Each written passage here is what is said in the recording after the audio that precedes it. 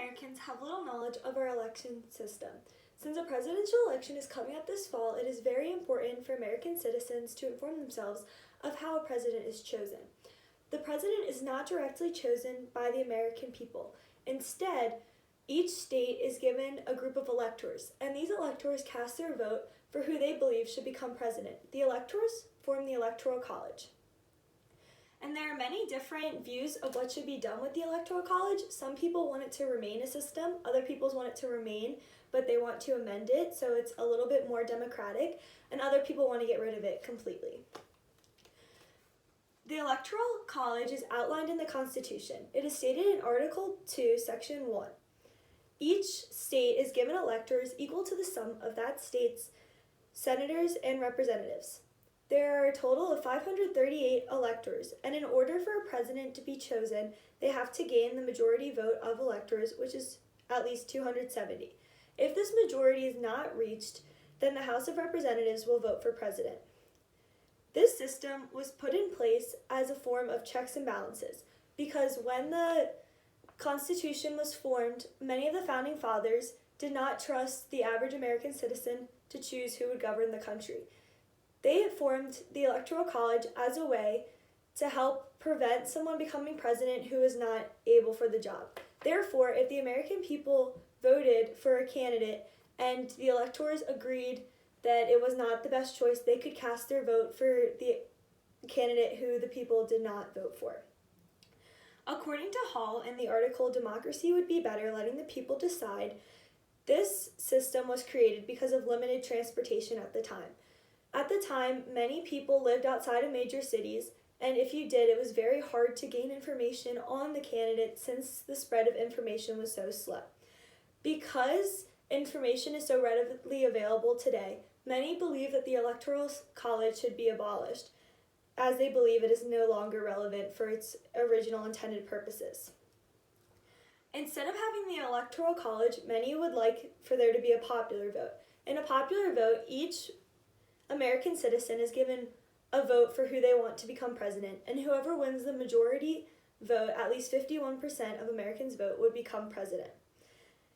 This is because there have been 5 times in history where a president was chosen that did not win the popular vote. Therefore, the majority of Americans would rather have had a different candidate in office, but because of the Electoral College, a different candidate was chosen. This happened in our most recent election when Donald Trump was elected president over Hillary Clinton. Since this can occur, many believe that the Electoral College is an unfair system since a candidate can become president who the majority of American people did not want. According to Schenker, in Democracy Needs Electoral College, 70% of today's younger voters would like to abolish the Electoral College. Other people believe the Electoral College should remain in place because America is not a democracy. It is a constitutional republic. In a constitutional republic, the law is what governs the land, not the people. A pure democracy would be where a popular vote would be the final decision. This, some people believe, is not good because the majority, 51%, controls what happens in the country. This means that the minority's views are completely squandered because the majority always wins. Cronkite explains in the article "Presidential Elections Aren't Popularity Headcounts" that it is also easier to localize problems with the Electoral College.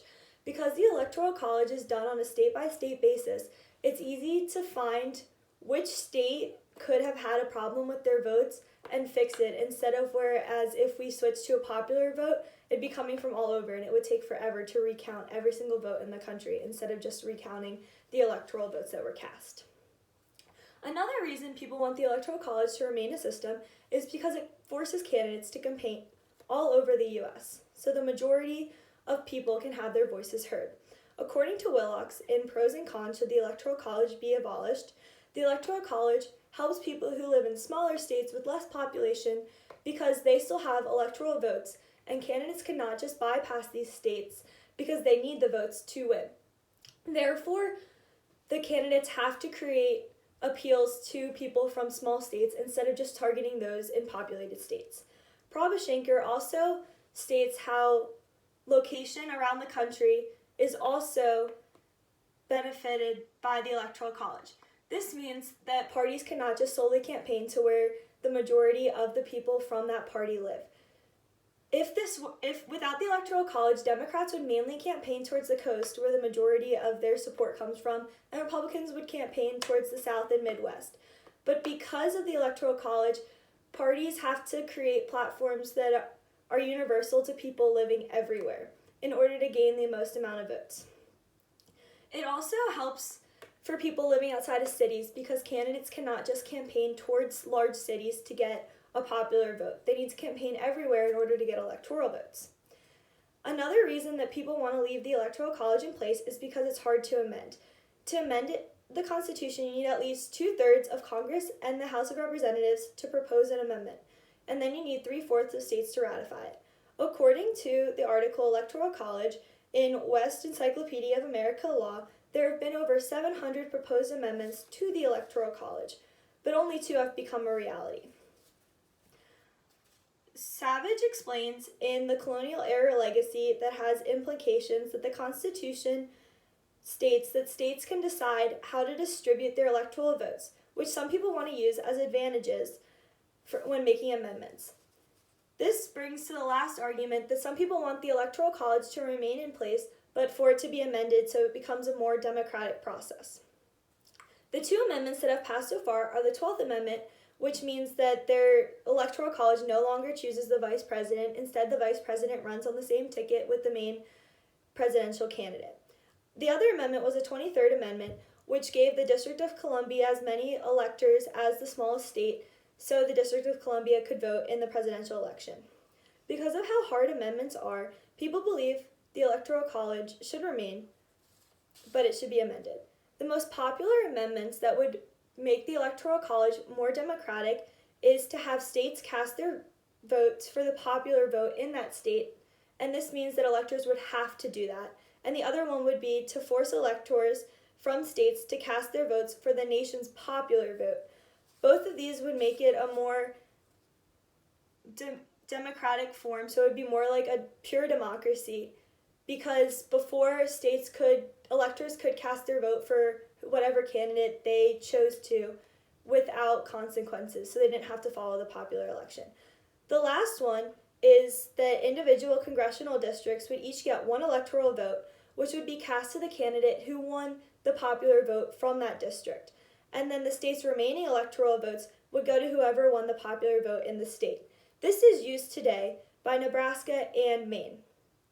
Deciding what to do with the Electoral College is a big debate. It is becoming more relevant than ever as our country continues to change with growing technology. Whether you believe in keeping it as it is, getting rid of it, trying to alter it, it is important to remain informed. As this upcoming election approaches, it is important for Americans to remember and think about governing systems as we elect our next president. Some questions I have for you are, which argument do you support and why? And do you think it is important for Americans to be knowledgeable of the Electoral College?